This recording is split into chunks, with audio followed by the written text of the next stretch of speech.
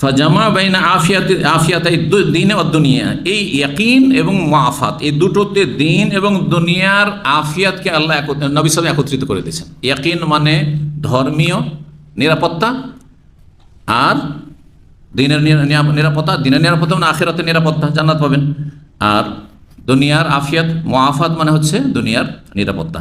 ওয়ালিয়াতিমু সালাহুল আবদি ফিদ দারাইন ইল্লা বিল ইয়াকিন ওয়াল আফিয়া, কোন মানুষের জীবনের সুখ শান্তি সম্ভব নয় দুনিয়া আখিরাতে একমাত্র ইয়াকিন এবং আফিয়াত ছাড়া। ইয়াকিন থাকলে জান্নাত পাবেন, মানে ঈমান থাকলে, আর ঈমান না থাকলে, ইয়াকিনে যদি সামান্য সন্দেহ থাকে, ঈমান ইসলাম আছে, নামাজ রোজা করছেন, কিন্তু কিছুটা সন্দেহ আছে,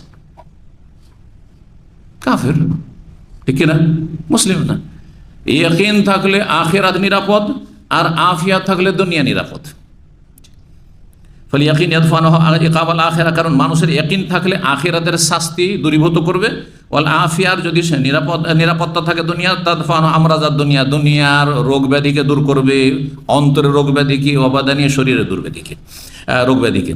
অফিস সোনানি নাসাই মারফুয়ান, সোনানি নাসাইতে রয়েছে, নবী সাল্লাল্লাহু আলাইহি ওয়াসাল্লাম থেকে মারফু হাদিস, তিনি বলেন সাল্লাল্লাহু আলাইহি ওয়াসাল্লাম, সালুল্লাহ আল আফওয়া ওয়াল আফিয়াতুল মুআফা, তোমরা আল্লাহর কাছে কামনা করো, যাচ্ছা করো, আফওয়া মানে ক্ষমা, গুনাহ হয়ও যদি, আর আল্লাহ ক্ষমা করে দেন, নেই গুনাহ তাইলে, তাই না, ছিল কিন্তু নেই, শেষ।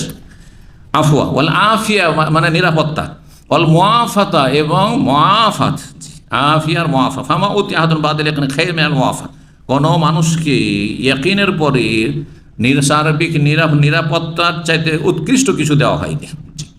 এই হাদিস সুনান নাসাইতে নেই, কিন্তু ইমাম নাসাইর ছাত্র ইমাম ইবনুস সুন্নি ছিলেন, বিশিষ্ট মুহাদ্দিস, তার একটি কিতাব রয়েছে আমারুল ইয়াউমি ওয়াল লাইলা, আজকারের কিতাব, তাতে 879 আর 888 এতে রয়েছে। মুসনাদ আহমদে হাদিসটি রয়েছে, ইবনে হিব্বানে রয়েছে, ইবনে মাজার 3849 নম্বর হাদিস, হাদিসটি সনদ সহিহ।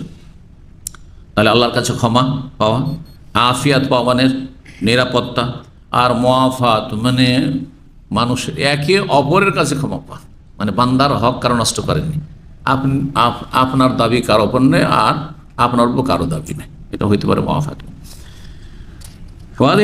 এই তিনটি নিয়ামত, যেমন এজালাত শুরু, এই তিনটি নিয়ামতি কারো কাছে থাকে, তাহলে সমস্ত অনিষ্ট তাহলে দূর হয়ে গেছে, কোনো অনিষ্ট নেই। তাহলে অতীতের অনিষ্ট বিল আফু, ক্ষমার মাধ্যমে অতীতের যে অনিষ্ট ছিল, যেগুলো জাহান্নামে নিয়ে যেত, আল্লাহর গজব নিয়ে আসতো, হ্যাঁ, অভিশাপ নিয়ে আসতো, সেগুলি দূর হয়ে গেছে, কারণ গুনাহ মাফ হয়ে গেছে। ওয়াল হাজেরা, বর্তমানটা আফিয়াত, বর্তমানে যা আছেন ভালো অবস্থায় আছেন, নিরাপদ আছেন, সুতরাং বর্তমান অবস্থা ভালো, যেটা চলে যাচ্ছে। ওয়াল মুস্তাকবিল, আর ভবিষ্যৎ মুআফাতের মাধ্যমে, আগামীতে আমি ক্ষমা দৃষ্টিতে দেবো, আমাকে লোকেরা ক্ষমা দৃষ্টিতে দেখবে, অথবা আমার কারো যেন অবিচার না হয়, আর আমি যেন কারো জুলমের শিকার না হয়, মুআফাত। তাহলে আগামীটাও ভালো থাকবে, আগামী দিনটাও ভালো থাকবে। আর এই তিনটেই যুগ, কাল হচ্ছে তিনটি, যার অতীতও ভালো, বর্তমান ভালো, ভবিষ্যৎও ভালো, এর বেশি আর কি চান? এটাই তো সব কিছু, তাই না?